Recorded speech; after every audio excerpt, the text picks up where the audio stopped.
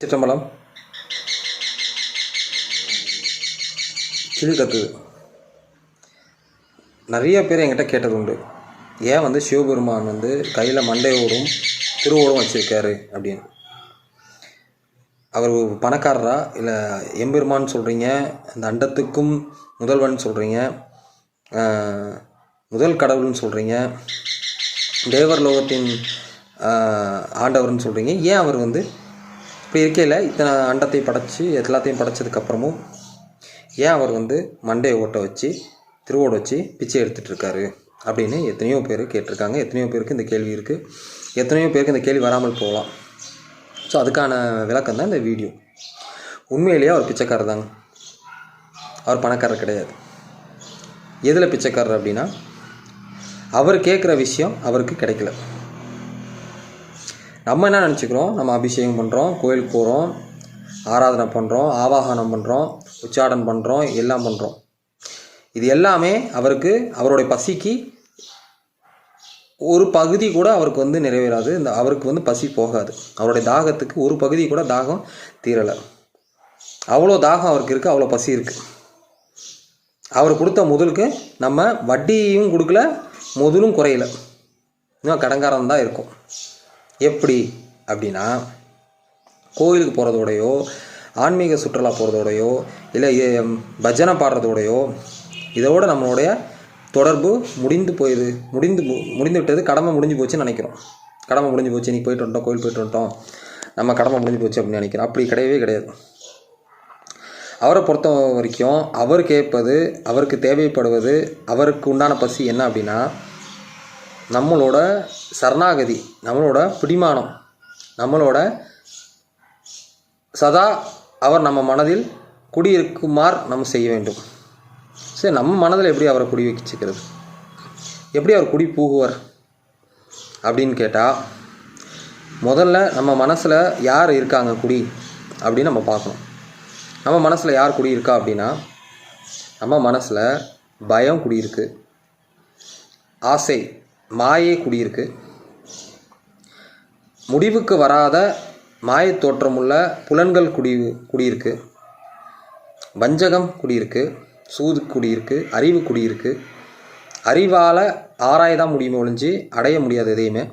இறைவனை அறிவால் கண்டிப்பாக அடைய முடியாது. புலன்களால் இறைவனை அடைய முடியாது.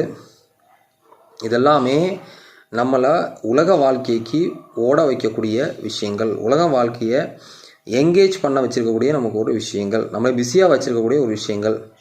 ஆனால் அவர் நாள், கிழமை, மாதம், வருடம், நேரம், காலம் எல்லாவற்றையும் கடந்தவர்.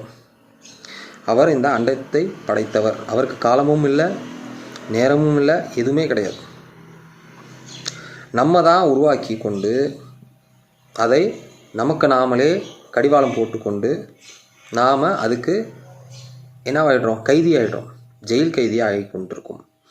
அப்போ அந்த ஜெயில் கைதியாக இருக்கிற நம்மளை விடுவிக்கிறதுக்கு அவர் பிச்சை எடுக்கக்கூடிய விஷயங்கள் என்ன அப்படின்னா, நான் என்கிற அகங்காரம், நான் என்கிற அந்த கற்பனை உள்ள அந்த எண்ணம், அந்த நான்கிற மனம் கிடையவே கிடையாது. நான்னா இங்கே மனமே இல்லை, வெறும் எண்ணம் தான். நான், எனது, என்னுடையது அப்படிங்கிற எண்ணம் மட்டும்தான் இங்கே இருக்குது. அந்த எண்ணம் இருக்கிற வரைக்கும் காலமுச்சோடும் நமக்கு நம்மளை பற்றி மட்டும்தான் சிந்தனை இருக்குமே ஒழிஞ்சு இறை சிந்தனை உள்ளே வராது. அப்படியே வந்தாலும் இறைவனிடம் என்னை காப்பாற்று, என்னை பார்த்துக்கோ, என்னை செஞ்சுக்கோ, என்னை பார்த்துக்கோ, என்னை வச்சுக்கோ, நான் இப்படி கும்பிட்டேன் அப்படி கும்பிட்டேன், என்னை கைவிட்டுறாத அப்படிங்கிற ஒரு எண்ணம் தான் வரும் ஒழிஞ்சு, நானுங்கிறது அழிஞ்சாதான் நான் வேறு இறைவன் வேறுங்கிறது மறையும். நான் அண்ட சராசரத்தில் ஒரு பிண்டமாக இருக்கிறேன், முழு கடலில் ஒரு சொட்டாக இருக்கிறேன். இந்த உடலுங்கிற அந்த ஆன்மாவில் அந்த பரமாத்மா குடியிருக்கு. இந்த சொட்டு கடலில் ஒரு சொட்டில் கடலில் ஒரு பகுதி இருப்பதை நம்ம காணலாம். இந்த ஒரு அலை தனியாக உருவாவதில்லை, அதுக்கு பின்னால் பெரிய கடல் இருக்கும் அப்படிங்கிறத நம்ம உணரலாம். அப்போ நானுங்கிறது மறைஞ்சாதான், நான் எனது எண்ணங்கள் மறைஞ்சாதான் சதா காலம் நம்ம எண்ணிக்கொண்டிருக்கோம் இல்லையா. காலையில் எழுந்திருக்கிற நேரம் முதல் கொண்டு தூங்குற வரைக்கும் என்னோடது இந்த பிரச்சனை இருக்குது, எனக்கு இந்த பிரச்சனை இருக்குது, இந்த வேலை இருக்குது, எனக்கு இந்த வேலை இருக்குது, எனக்கு இந்த கவலை இருக்குது, எனக்கு இந்த கவலை இருக்குதுன்னு நினச்சிட்டே இருக்கோம் பார்த்தீங்களா? இது நம்மளை விடாது. அது சரணாகதி, முழு சரணாகதிக்கு அடையாளம் இல்லை. நீங்கள் முழுசாக அவங்களுக்கு கொடுத்துருக்கீங்களா அப்படின்னா நீங்கள் பொய் சொல்லக்கூடாது, உண்மையை சொல்லணும். நீங்கள் முழுசாக அவங்களுக்கு கொடுத்துருக்கீங்க, ஒப்படைச்சிருக்கீங்களா? சிவன்கிட்ட உங்களை முழுசாக ஒப்படைச்சிருக்கீங்களா? முழுசாக ஒப்படைக்கிறதுனா என்ன தெரியுமா? என்ன நடந்தாலும் பரவாயில்லைங்கிறதான் முழுசாக ஒப்படைக்கிறது. எத்தனை பேர் அப்படி கொடுத்துருக்கோம்? நம்ம முழுசாக ஒப்படைக்கிறது தான் அவர் வச்சுருக்கக்கூடிய அந்த மண்டவோடும் சரி திருவோடும் சரி, அதில் நம்மளை ஒப்படைக்கிறதுக்கு தான் அவர் வச்சுருக்கார். அதனால தான் அதை வச்சுட்டு அலையிறார். ஆனால் அது என்றைக்குமே நம்பினதே கிடையாது. எப்போ முழுசாக ஒப்படைச்சிருக்கோம்? நம்ம நம்புறதுக்கு அகங்காரத்தை விட்டுற முடியுமா? நான் என்னதுங்கிறத விட்டுற முடியுமா? ஆசையை விட்டுற முடியுமா? பயத்தை விட்டுற முடியுமா? கோபத்தை விட்டுற முடியுமா? இது எல்லாமே அதில் கொண்டு போய் ஒப்படைச்சா மட்டும்தான் அவர் பணக்காரர் ஆவார். அது வரைக்கும் அவர் பிச்சைக்காரராக தான் இருப்பார். நாமளும் அன்புக்கு அவர் அறியாத இருக்கிறதுனால நாமளும் பணக்கார போல் தோற்றம் அளித்தாலும் நாமளும் பிச்சைக்காரர் தான். அப்போ இது யாரை நம்ம ஏமாத்துறோம்? நாம் ஏமாற்றி கொண்டு இருக்கிறோம். முழு சரணாகதி ஆயிட்டால் நமக்கு ஒரு விஷயத்தில் கூட தயக்கம், பயம், கோபம், கவலை வராது. ஒரு விஷயத்தில் வருமா? முழு சரணாகதி ஆகிட்டா வருமா? வராது. ஒரு குழந்தைய தூக்கி போடுற தாய் அப்படின்னா அந்த குழந்தை சிரிச்சிட்டே மேலே போகுது. என்ன தைரியத்தில்? தன்னை தாய் பிடிச்சிக்கும் அப்படிங்கிற தைரியத்தை, கீழே விட்டுறாதுங்கிற தைரியம் தான். அப்போ நம்ம லேசாக ஒரு சோதனை அணுகினாலோ இல்லை லேசாக ஒரு கவலையை அணுகினாலோ நம்ம என்ன பண்ணுறோம்? பதறி போய்ட்றோம், திணறிடுறோம். என்ன கடவுள் இவர், இதுவளோ செஞ்சு எந்த ஒரு பிரயோஜனம் இல்லையா? இவ்வளோ கோயிலுக்கு போய் ஒரு யூஸ் இல்லையா? என்ன பிரயோஜனம்? தண்டம் இப்படின்னு திட்ட ஆரம்பிச்சிடும்.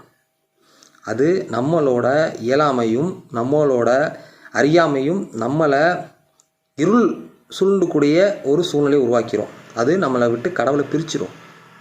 கடவுளை சதா காலம் 24 மணி நேரம் எதை செய்தாலும் முடிச்சு போட பழக்கிங்க.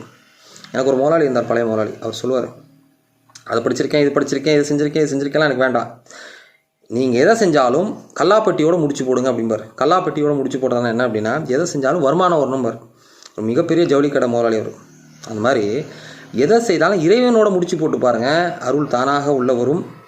உண்மை விளங்கும், மெய்ப்பொருள் அடையலாம், மெய்ப்பொருளாகவே வாழலாம். இதுதான் இந்த பதிவுக்கான நோக்கம். அப்போ நம்ம அவரை பணக்காரனாக வைக்கிறது இல்லாமல் நாமளும் மன ரீதியாக முழுமை அடைஞ்சு முழு உணர்வு, அதாவது முழுமையான ஒரு உணர்வை, ஆனந்தம் உள்ள உணர்வை அறிய வேண்டும் அப்படிங்கிறது தான் இந்த இது. இதை பற்றி தான் திருவாசகம் திருமுறையிலாம் இருக்குது. மீண்டும் அந்த பாடலை பற்றி பாடும்போது நான் இது சொல்கிறேன்.